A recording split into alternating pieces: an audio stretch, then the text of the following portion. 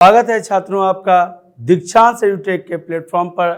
आज वर्ग 7 के लिए विषय हिंदी व्याकरण में पाठ हिंदी वर्ण व्यवस्था लेकर आए हैं, जिसका दूसरा पाठ है ये। पहले पाठ में हम लोगों ने वर्णमाला, वर्ण के प्रकार तथा स्वर वर्ण के प्रकार तक को हम लोगों ने पढ़ा, जिसमें वर्गीकृत जो किया गया है, वर्णमाला में कुल 52 वर्ण होते हैं, जिनके बारे में हम लोगों ने पढ़ा। 11 स्वर वर्ण, 2 अयोगवाह, फिर 25 स्पर्श व्यंजन, 4 अंतस्थ व्यंजन, 4 उष्म व्यंजन, 4 संयुक्त व्यंजन और 2 द्विगुण व्यंजन। इन सभी को मिलाकर के कुल 52 वर्ण होते हैं जो हिंदी वर्णमाला में रहते हैं और इनका प्रयोग हिंदी साहित्य में किया जाता है। इसके अलावा कुछ और वर्ण भी हिंदी साहित्य में प्रयोग किए जाते हैं, जिन्हें आगत वर्ण कहा जाता है। इस स्लाइड में उसे भी हम लोग पढ़ेंगे। तथा उसके बाद हम लोगों ने वर्ण की परिभाषा पढ़ी कि जिन वर्ण भाषा की सबसे छोटी इकाई होती है, वर्ण वह मूल ध्वनि होती है जिसके और खंड या टुकड़े नहीं किए जा सकते। अतः उसको पढ़ने के बाद हम लोगों ने पढ़ा स्वर वर्ण के भेद। स्वर वर्ण के 3 भेद होते हैं, हर्ष स्वर, दीर्घ स्वर और प्लुत स्वर। हर्ष स्वर 4, दीर्घ स्वर 7, कुल मिला के 11 जो स्वरों की संख्या है, तथा प्लुत स्वर जिसमें एस की तरह लिखा जाता है और अधिकाधिक उच्चारण में मौखिक भाषा के प्रयोग में किया जाता है उसका उच्चारण प्लुत स्वरों का। अतः अब उसके बाद हम व्यंजन तथा उसके प्रकार को देखेंगे। व्यंजन वर्ण की परिभाषा भी हम लोगों ने पढ़ा कि जिन वर्णों का उच्चारण स्वर की सहायता से हो उसे व्यंजन वर्ण कहते हैं, जबकि स्वर की परिभाषा थी कि जिन वर्णों का उच्चारण बिना किसी अन्य वर्ण के सहयोग के हो उसे स्वर वर्ण कहते हैं। तो स्वर और व्यंजन में अंतर भी आसानी से हम स्पष्ट कर सकते हैं। स्वर में किसी वर्ण की सहायता नहीं लेनी पड़ती उसके उच्चारण में, जबकि व्यंजन वर्ण के उच्चारण में स्वर की सहायता अनिवार्य रूप से लिए जाता है। अतः व्यंजन जिनका उच्चारण बिना स्वर के सहयोग के संभव नहीं है, अर्थात स्वर का सहयोग निश्चित तौर पे इसमें लिया जाता है, इनका जब वर्गीकरण किया जाता है तो 3 प्रकार से किया जाता है। पहला उच्चारण स्थान के आधार पर, दूसरा स्वर तंती के आधार पर और तीसरा वायु श्वास के आधार पर। एक एक करके हम पढ़ेंगे। उच्चारण स्थान के आधार पर, स्वर तंत्री के आधार पर और वायु प्रकंपन या श्वास वायु के आधार पर। यह 3 प्रकार से हम वर्गीकृत करते हैं, जिसमें प्रथम वर्गीकरण है उच्चारण के आधार पर, उच्चारण स्थान के आधार पर व्यंजन वर्ण के 3 प्रकार। अच्छा, अर्थात अगर प्रश्न आता है छात्रों कि उच्चारण स्थान के आधार पर व्यंजनों के कितने प्रकार होते हैं, तो 3 प्रकार होते हैं। कौन कौन से? स्पर्श व्यंजन, अंतस्थ व्यंजन और उष्म व्यंजन। स्पर्श व्यंजन किसे कहते हैं? तो जिन व्यंजनों को बोलते समय फेफड़ों से आने वाली हवा कंठ, तालु, मूर्धा, ओठ, दांत आदि का स्पर्श करे उन्हें स्पर्श व्यंजन कहते हैं। जैसा कि शुरू में प्रथम पार्ट में हम लोगों ने पढ़ा था छात्रों कि स्पर्श व्यंजन नाम ही इसका इस प्रकार से रखा गया है कि जिह्वा मुख के विभिन्न हिस्सों में स्पर्श करती है, तभी इनका उच्चारण होता है। अर्थात स्पर्श व्यंजन में किन किन चीज़ों से स्पर्श करती है जिह्वा? तो फेफड़ों से, बोलते समय फेफड़ों से आने वाली हवा कहाँ से स्पर्श करती है? कंठ, क, ख, ग, घ, अंग, कंठ से। तालु, च, छ, ज, झ, य। मूर्धा, ट, ठ, ड, ढ, ढ़।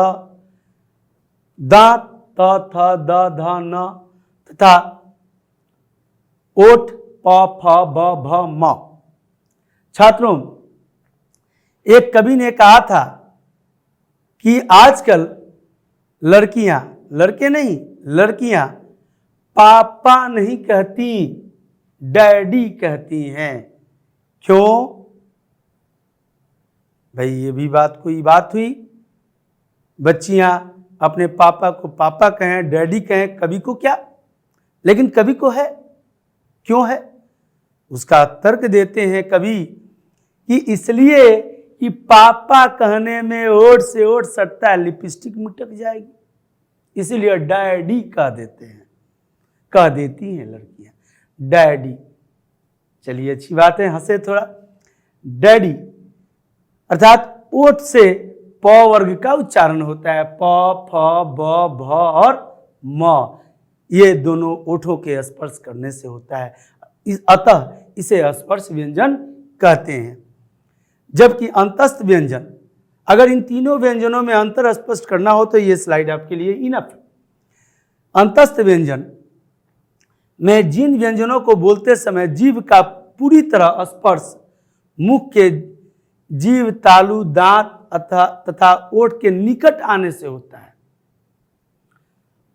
पूरी तरह से स्पर्श नहीं करता, निकट आता है, जस्ट टचिंग मूवमेंट, तो उन्हें अंतस्थ व्यंजन कहते हैं। य तथा व को अर्ध स्वर भी कहा जाता है। अंतस्थ व्यंजन 4 होते हैं, य, र, ल और व, जो इसके पहले वाले स्लाइड में हम लोगों ने पढ़ा। अब य तथा व को अर्ध स्वर भी कहते हैं, सेमी वॉवेल। आपने अंग्रेजी में पढ़ा होगा सेमी वॉवेल। एच को ऑनेस्ट, एक ईमानदार आदमी, एन ऑनेस्ट मैन, 1 घंटा, an hour, hour, H semi vowel बन जाता है। इसी तरह से य और व ये अ का उच्चारण जैसा ही प्रतीत होता है, अतः यह सेमी वॉवेल अर्ध स्वर कहा जाता है।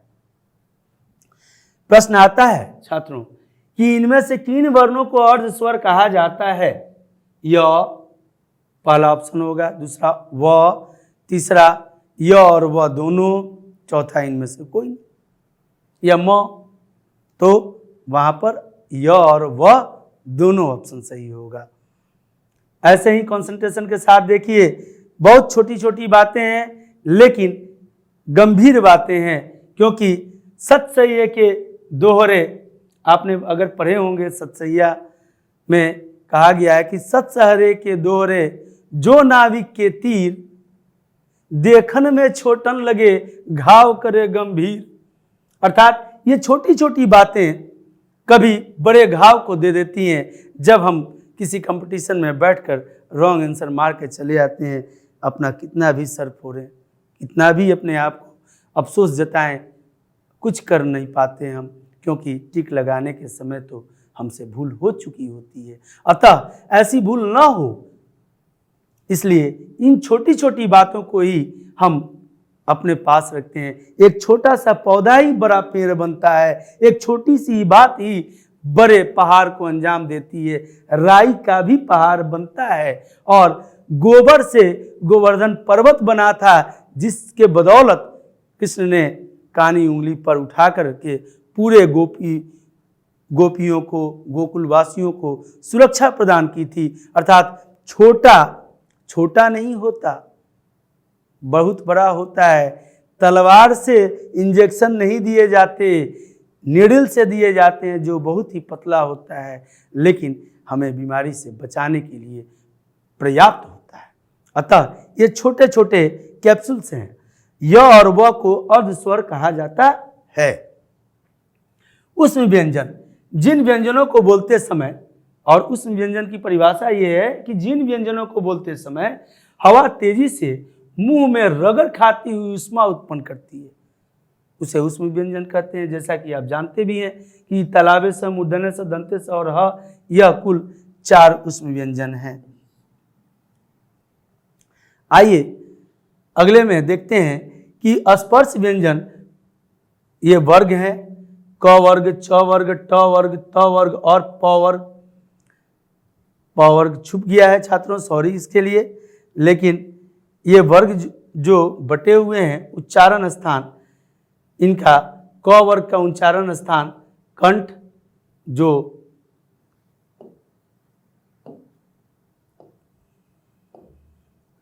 कंठ है, जबकि च वर्ग का उच्चारण स्थान तालु, ट वर्ग का मूर्धा, त वर्ग का दांत और होठों से प वर्ग को बोला जाता है।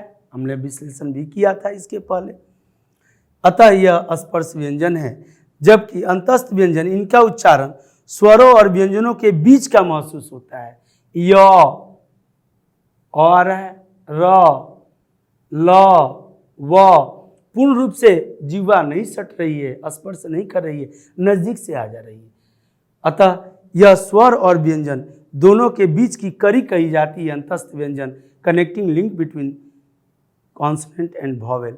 अर्थात वॉवेल और कॉन्सोनेंट तो नहीं कह सकते क्योंकि हिंदी व्याकरण में इनका नाम बदल जाता है। स्वर और व्यंजनों के बीच बांध का काम करता है अंतस्थ व्यंजन। अब इसके पहले जो था छात्रों, उच्चारण स्थान के आधार पर व्यंजनों का प्रकार था, 3 प्रकार के होते हैं, जबकि स्वर तंत्री के आधार पर व्यंजन वर्ण के 2 प्रकार होते हैं। छात्रों, इसे जब 8 क्लास में हम जाते हैं तो प्रयत्न के रूप में पढ़ते हैं। प्रयत्न वह होता है चीज़ जो हम किसी भी बात में, अपने मन में बहुत सारी बातें होती हैं, हमारे विचार तो अनेक आते हैं। विचार किसे कहते हैं?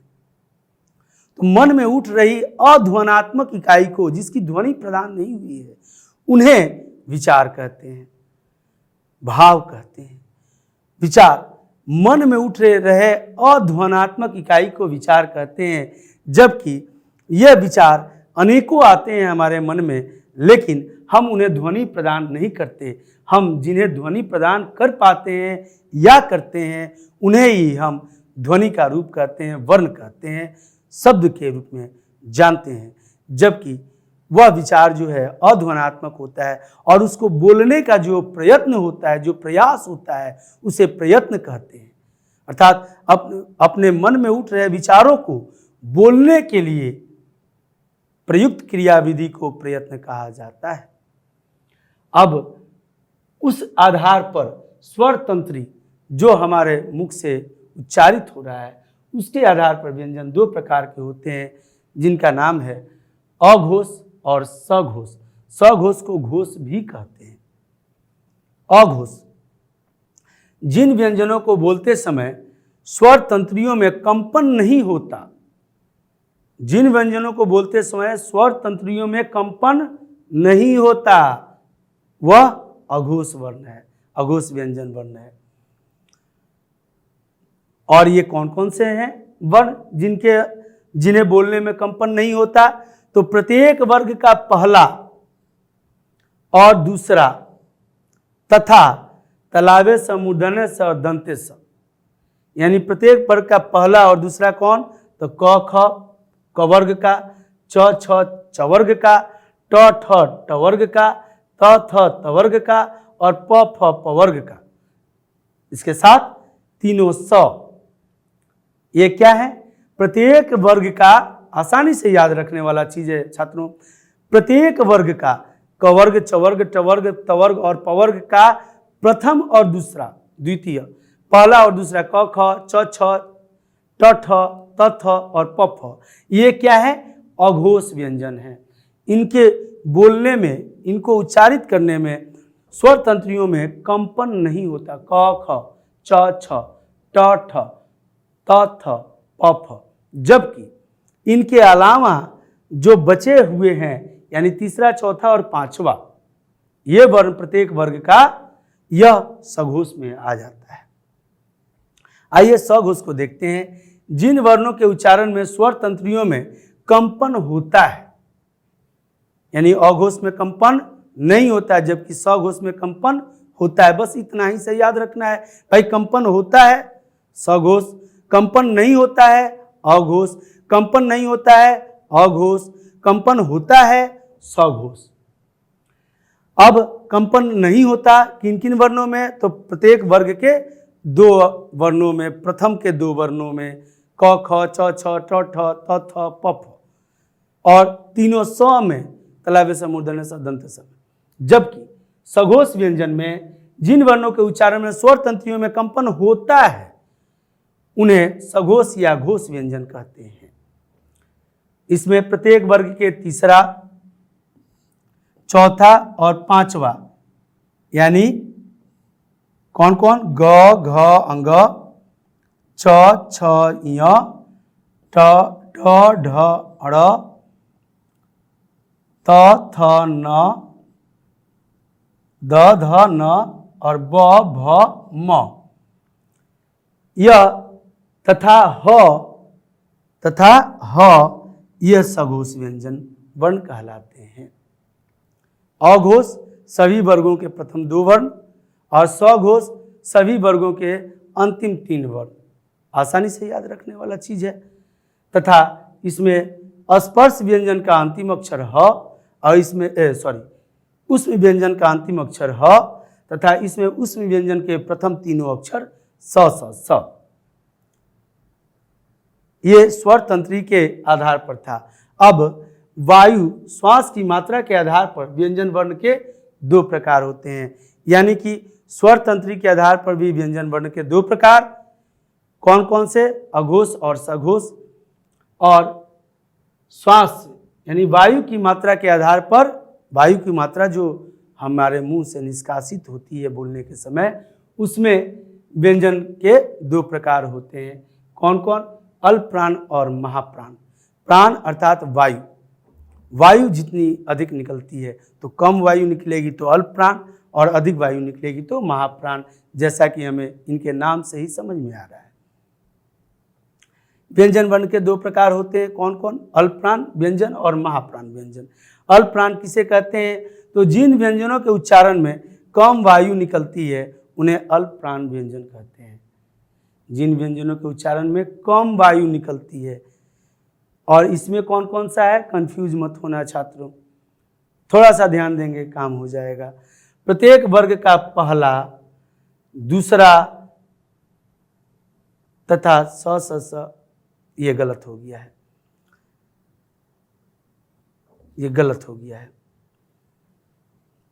ये भी गलत हो गया है। इसमें अल्प प्राण में प्रत्येक व्यंजन के प्रथम, तीसरा और पांचवा वर्ण एक एक को छोड़ के क, ग, अंग, इसी तरह से च, ज और य, यानी प्रत्येक वर्ग का पहला, तीसरा और पांचवा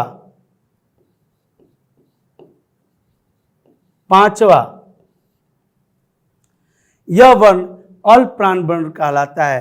क, ग, अंग, च, ज, य, ट, ड, ड़ और त, द, न, प, ब और म ये अल्प प्राण व्यंजन कहलाते हैं। जबकि महाप्राण व्यंजन के अंतर्गत प्रत्येक वर्ग का दूसरा और चौथा वर्ण जो बचा हुआ है, और इसमें य, र, ल, व इसमें आता है।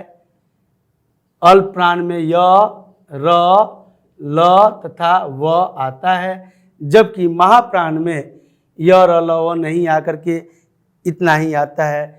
क, ख, घ, छ, झ इनमें अधिक वायु निकलने के वजह से इन्हें महाप्राण कहा जाता है, जबकि कम वायु निकलने के वजह से यह अल्प प्राण कहे जाते हैं।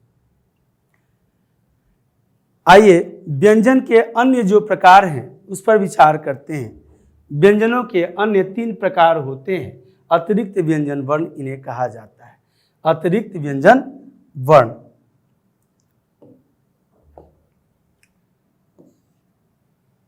यह 3 प्रकार हैं। संयुक्त व्यंजन, द्वितीय व्यंजन तथा आगत व्यंजन। संयुक्त व्यंजन, जो व्यंजन 2 व्यंजनों के परस्पर मिलने से बनते हैं उन्हें संयुक्त व्यंजन कहते हैं। जो व्यंजन 2 व्यंजनों के परस्पर मिलने से बनते हैं उन्हें संयुक्त व्यंजन कहते हैं। अर्थात 2 अलग अलग जब व्यंजन मिलते हैं तो संयुक्त व्यंजन, जैसे क और स के मिलने से छ का उच्चारण होता है, त और र के मिलने से त्र, ज और य के मिलने से ज्ञ, स और र तालाबे स और र के मिलने से स्र। यह संयुक्त व्यंजन है जिससे यह शब्द बनते हैं क्षेत्र, क्षमा, त्रिशूल, त्रिदेव, ज्ञानी, यज्ञ, श्री, श्रवण आदि। अब इसमें और भी व्यंजन संयुक्त होते हैं, साथ में युक्त होते हैं, जैसे क ख, जैसे मक्खन, मक्खी, क और ख युक्त होते हैं। क त भक्त, भक्त, त य सत्य, अमर्त्य, द य विद्या, आगमन। अमर्त्य का अर्थ होता है ईश्वर का गोद। जबकि द्वितीय व्यंजन कहा जाता है जब एक जैसे दो व्यंजन आपस में मिल जाते हैं तो उन्हें द्वितीय व्यंजन कहते हैं। एक व्यंजन, एक ही प्रकार के व्यंजन, जैसे क मिलते हैं, जैसे चक्की, मक्का, इन शब्दों में जो प्रयोग होने वाले व्यंजन हैं। बच्चा, कच्चा, च संयुक्त हो रहा है, लट्टू, छुट्टी, लल्लू, उल्लू, लड्डू, गुड्डू, चप्पल, धप्पा आदि ऐसे वर्ण जो एक ही वर्ण दो बार एक ही साथ दो बार युक्त होते हैं, अर्थात ल ल, च क, तो ऐसे शब्दों में जो प्रयोग हो रहे हैं वर्ण, यह वर्ण द्वितीय वर्ण कहलाते हैं। जबकि आगत वर्ण, आगत वर्ण छात्रों इसकी भी व्याख्या की जा चुकी है कि जो वर्ण किसी अन्य भाषा से आकर हिंदी भाषा शैली में प्रयुक्त होते हैं वे आगत वर्ण कहलाते हैं। जैसे ज और फ, ये दो जो वर्ण हैं यह उर्दू भाषा से आते हैं और हिंदी में प्रयुक्त होते हैं। जैसे इनको भी लिखने में सावधानी बरतनी चाहिए। जैसे ये फन, फ के नीचे अगर बिंदु नहीं है, बिंदु को इसको नुक्ता कहते हैं, इसको कहते हैं नुक्ता, या एक नाम और है हल्फ। नुक्ता या हल्फ कहा जाता है। ये नुक्ता अगर नहीं लगा हुआ रहेगा फॉर्म में तो फन माने सांप का फन, जबकि फन के नीचे नुक्ता लगा हुआ रहेगा तो हुनर, गुण हो गया। जरा, जरा कह रहे हैं तो बुढ़ापा, जरा मतलब बुढ़ापा होता है, जबकि बुढ़ापा का एक पर्यायवाची शब्द जरा होता है। जबकि ज के नीचे अगर नुक्ता लगा हुआ है, हल्फ लगा हुआ है, तो उसका अर्थ होता है थोड़ा सा, जरा, जरा, थोड़ा सा। जमीन लिखा जाता है जमीन,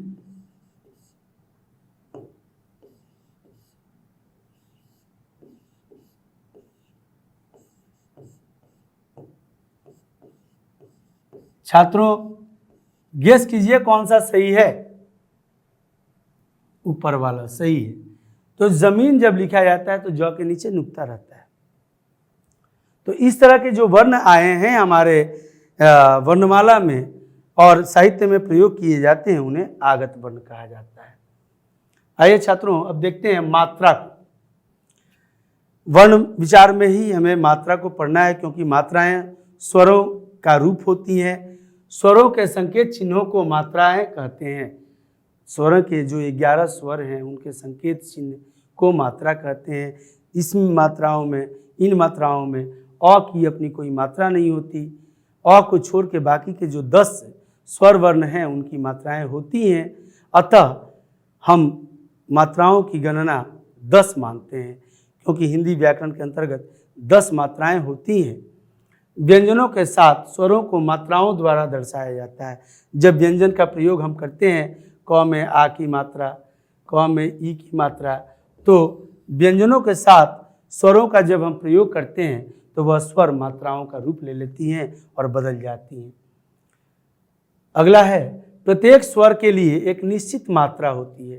प्रत्येक स्वर के लिए एक निश्चित मात्रा होती है। जैसे आ का ये निश्चित मात्रा है, ई का ये निश्चित मात्रा है, दीर्घ ई का ये निश्चित मात्रा है, ऊ का ये निश्चित है, दीर्घ ऊ का ये है, री का ये है। इस तरह से प्रत्येक वर्णों का एक अपना निश्चित मात्रा होता है और ये निश्चित मात्रा ही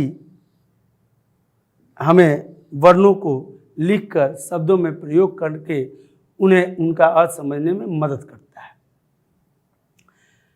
स्वरों को हम 2 रूपों में लिखते हैं। कौन कौन से रूप? तो पहला है मूल रूप तथा दूसरा है मात्रा रूप। मात्रा रूप कब लिखते हैं और मूल रूप कब लिखते हैं? तो जब स्वर को उसी के रूप में लिखें तो मूल रूप हुआ, जबकि व्यंजन के साथ जब वह युक्त हो जाता है तो मात्रा के रूप में हो जाता है। जैसा कि यहाँ पर क में आ की मात्रा लगाए, कार, किला, कीमत, कुल, कूदना, कृपा, केला, कैलाश, कोमल, कौन आदि। अगला है अनुस्वार।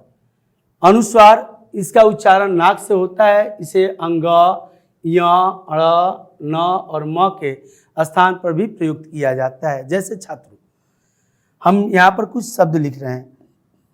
कंठ,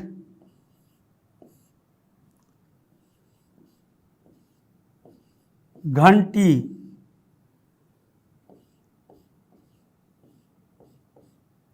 गंगा,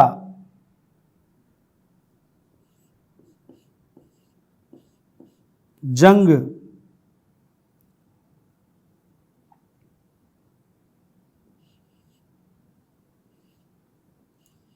तंद्रा,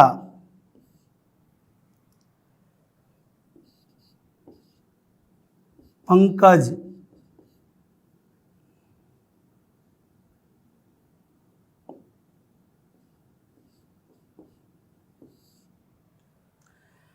अब ये जो मात्राएं हैं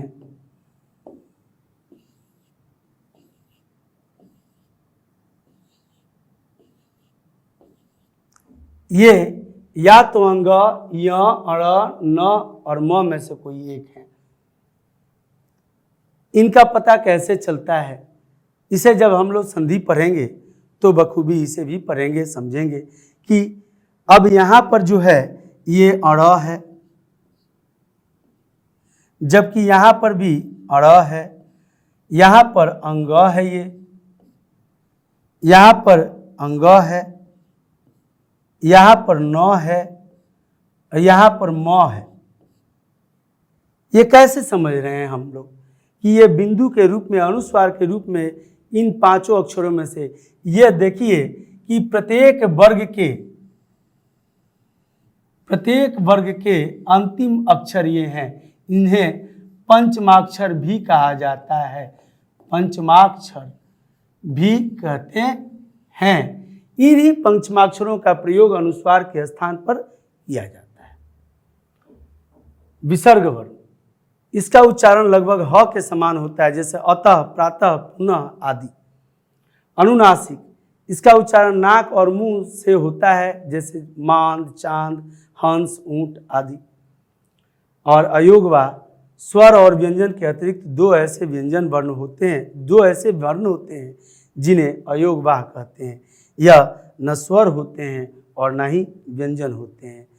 छात्रों, आशा करते हैं आपको बेहतर ढंग से समझ में आया होगा और वर्णमाला, वर्ण विचार, वर्ण व्यवस्था पाठ जो है वह हमारा आज पूर्ण हुआ, कंप्लीट हुआ। अच्छे से मन लगा के पढ़िए और सदैव आगे बढ़ने की सोच रखिए अपने मन में और हमेशा विकास की युक्ति को सोचते रहिए। अगले पाठ के साथ फिर मिलेंगे, तब तक के लिए धन्यवाद।